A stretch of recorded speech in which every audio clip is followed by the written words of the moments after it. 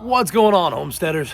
It's Ready, Set, Homestead, your place for clear, concise information where the only fluff is the feathers. Today, we're going to be looking at how to tell if a chicken may be sick. There's a ton of different ways. I'm going to go over a few of them in the video. I'll list them out as we go. This doesn't mean this is a completely inclusive list because there's a ton of different ways to do it. These are just some of the ways that I look for. So to get right into it, we need to go into the coop. Now, in order to be able to tell if your bird is sick, you're going to have to actually look at the bird.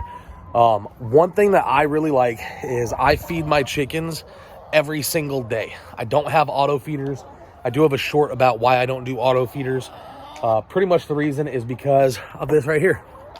So every morning when I come out to feed my chickens, they're going to come up to the door.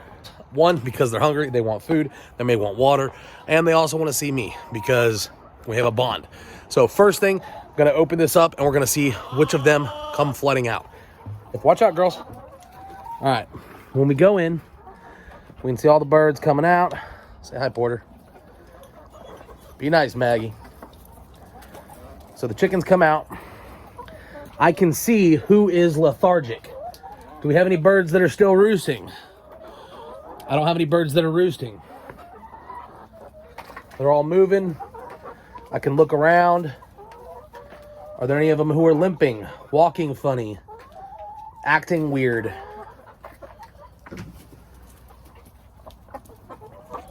So that's the first thing I'm looking for is mannerisms when they should be.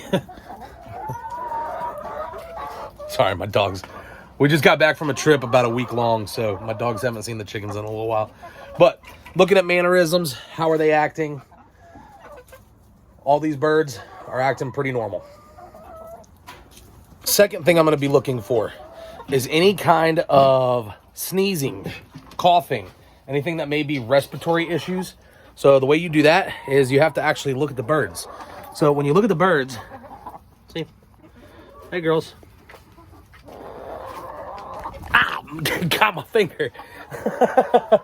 So they will be gasping. If they have a respiratory issue, they're usually going to gas, they're going to sneeze. Gasping is going to kind of look like a pant. They'll, beaks will kind of do this number. Now, of course, hey, Maggie, leave them alone. Now, of course, that's not the only way that they could have a respiratory issue. You also want to look around their sinuses. Now, the combs for the birds that do have the comb is the top. That's something to look for. So that's a really healthy comb. She has a little tiny one.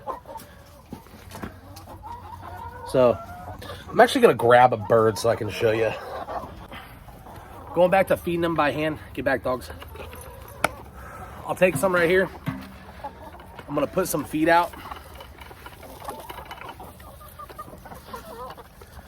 So now the chickens are going to come right up next to me. Now this is a really friendly one. This is Chickaletta. I can feel the breastbone, see if it's abnormally sharp. That means they might be losing some weight. I can look at the comb on the top. Now I can actually tell here, Chickaletta has or recently had chicken pox. So if you look at the comb, watch out, girls. So this is her comb. So up here on the comb, you can see how it's normally should be red. You have on the fringes up here some brown spots, some black. They look like kind of sores. So, and you can also see over here on her nose, she has some right here. So that's dry fowl pox. Dry fowl pox, chickens go through, they get it, but that's something I'm looking for. Now, also a big thing to check and see if a chicken is healthy, you want to check their vent underneath. So that one's clean. I'm looking inside there. She's attacking my buttons. I'm going to check for mites. Now, where do I check for mites?